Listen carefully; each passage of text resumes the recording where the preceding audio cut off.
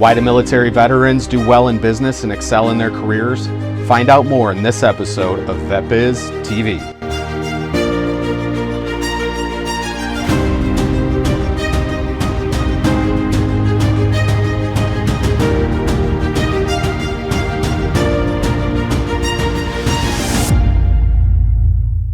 I don't mind the pressure of having to take care of other people too. I think that's a good thing. It's good for the community and stuff like that. Today's guest is Brian Green. Brian is a military veteran who served and retired from the Wisconsin Air National Guard as a lieutenant colonel after 30 years of service. He is now the owner and president of Silverleaf Signs and Graphics in Wauwatosa, Wisconsin. If we were friends in high school, who was Brian Green and why did you decide to join the military? Okay. Well, back in high school when I was 17, senior in high school, my uncle actually was in the Illinois Air National Guard out of Chicago, and he invited me one day to come up during a drill weekend to see what he does, and he talked a little bit about it and said I should consider this opportunity because they'll pay, in the Illinois Air National Guard at that time and still today, they pay 100% of your college tuition, plus you're eligible for the GI Bill, which you don't have to pay into as a Guard member. And you can learn a new career, travel benefits. So there's a lot of good opportunities. So then in 1986, I enlisted in the Air National Guard, actually the day after the Bears won the Super Bowl. And The Bears. They won the Super Bowl in January, I think it's January 26th, 1986. And then January 27th, I went down to Chicago and enlisted in the Illinois Air National Guard out of O'Hare. There's the O'Hare Air Reserve Forces facility, which no longer exists anymore. They moved that base down to Scott Air Force Base. But yeah, after I enlisted in the morning, then I went down to the Victory Parade downtown on Michigan Avenue. So that's pretty memorable day. Yeah, absolutely. So you came from a corporate background and then you decided to transition over into business ownership. Can you explain how that process was for you and what are some of the things that you contemplated as you were going through that process? Yeah, so not only was I in the Air National Guard for 30 years, I was also in the corporate world, worked for two Fortune 500 financial service companies in product management, sales, relationship management, product development, managed a staff of people for both companies. And then as I moved on, I always thought of like owning my own business and controlling my own destiny instead of working for someone else. So I was able to fulfill that dream once I retired because I knew being in the Air Guard and being a commander in the Air Guard took up a lot of my time. Didn't have much free time to do anything else besides working and working in the military. So once I retired, then I moved into starting my own business. That's awesome. So you mentioned time. What's one of your other favorite aspects of being an entrepreneur? I think just controlling your own destiny,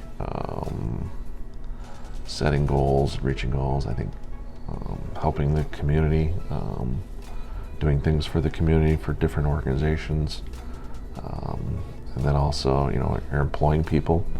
So I don't mind the pressure of having to take care of other people too. I think that's a good thing. It's good for the community and stuff like that. So when you got started, how'd you come up with the idea to do a sign company, number one, but how did you get started? How did you fund the company and all those things? Okay. I had some savings saved up, and then I had a contact out in New York that had a relationship with a variety of different businesses. I said, hey, what about the sign business? And he's like, you have a business background, you have a marketing background, sales background. It said probably be a good fit. So I jumped into it from that perspective. And it's always, everyone always needs signs.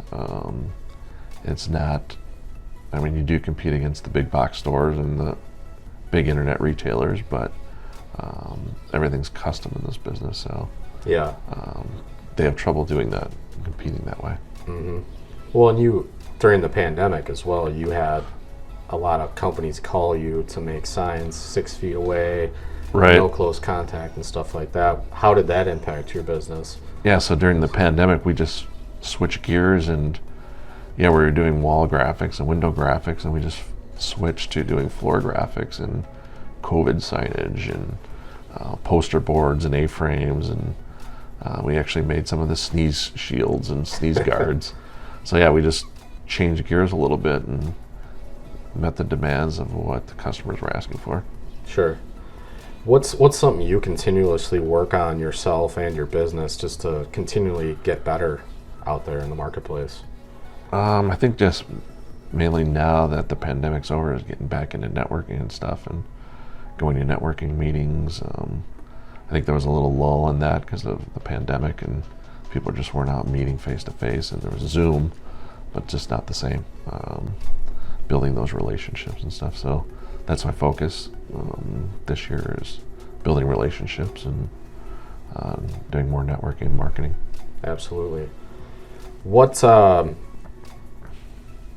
your process for hiring employees for your business? Yeah, so I try to get really try to get a referral from someone that knows someone that you may know, and those usually work out pretty well. I mean, there's some internet websites too that I've used in the past. Those usually sometimes don't work out well because you don't have a relationship, you don't know the people. Even my first 2 employees, I had connections to them through someone else, so and they seem to work out really well. So it seems like that's the best way to attract new employees, is just Use your network. use your network Yeah, to find relatives or friends of friends or something like that. absolutely. And I would agree with that 100%. I mean, I found some of my favorite jobs through my network, so I can totally relate. What are 2 to 3 takeaways that you took away from the military that you still apply today, and how do you think that's helped your success? Yeah, I think takeaways. I think a lot of the leadership principles. Those are always good, and you can use those in everyday practices. I think another thing too is following through, making sure that the project from the start to complete is finished. I think those are good takeaways from the military. I think another good skill is communication, not just verbal communication, but also written communications, making sure that the message you're trying to convey is what you're trying to say. Sometimes that gets distorted. Yeah. And that happens a lot now. Everyone's going to text messaging and stuff like that. But I think communication, leadership, and project management. Absolutely. Yeah, there's not a lot of this that goes on anymore. It's Right. through text or Zoom calls now. Yeah, so. exactly. But it's a different aspect. You know, when you're sitting down with somebody, making eye contact, helps you understand human nature a little bit too. You got a beautiful wife, 2 beautiful kids, running a business. How do you create a work-life balance between the 2? At first it was a little tough, obviously, because you're starting to get the business up and running. So you have to spend a lot more time. But once it's up and running, and you can get into sometimes they say like a battle rhythm, or Sure. I use that term in the military, where once you get through that, you can apply more time to family and kids, and not working on weekends and stuff like that. But the first couple of years, you got to be prepared to put a lot of time and effort into it, because nothing's up and running when you're starting from scratch. So a lot of things you have to do to get it up and running. But once you get through that phase, I think you can allocate more time for the family and friends. Yeah, absolutely. Definitely not an easy thing. You go away for a while. You really don't hang out with your friends anymore. As you're getting things ramped up. Just my experience talking with other business owners and stuff like that. It's a lonely world sometimes too. What's one piece of advice that you'd give to a veteran who's contemplating getting into business for themselves or transitioning out of the military and wants to get into business for themselves? Yeah, I think one thing they should do is, I know the SBA has a Boots to Business class. You should definitely take that. That's a good class on entrepreneurship and learning about business. I think that's one thing. I think the other thing is to network around the area, talk to other veteran-owned businesses, talk to other veterans to find out like your idea or concept would even work. There's a market for it. I think that's a good thing to do, is networking prior to launching a business. Not just learning about the business, but also just getting your name out there and letting people know that here I am. I'm trying to make it out here in the world. You know, it's the real world versus the military, which is a pretty closed-in world. Like, you went to your base and like you didn't really communicate outside of that base. You know, like, yep. Or the people there. You know, you didn't really communicate outside. So it's a whole nother world out in the civilian sector. Yeah, that's a great point. I mean, owning a business is a great concept, but you also gotta create activity. Mm-hmm. You know, you can't just open up a storefront and expect people to walk through the doors, which some people, you know, that's the way they feel when they're opening up a business, but it's more than that. There's right. a lot of behind the scenes work that you guys do to create that activity. Last question. Mm-hmm. What's next for Brian Green in the next 5 to 10 years? Hopefully continue working in the business, to continue to grow it, and then maybe one day sell it to someone, and then retire someplace warm. That'd be the ultimate goal. And then the kids would be obviously out of college and stuff, so location, who knows where, but hopefully build it up and then sell it off. That's awesome, man. Well, thanks for inviting us into your office here today. Thanks for your time today and sharing some of the things that you've been through and some things that, you know, can be helpful to others.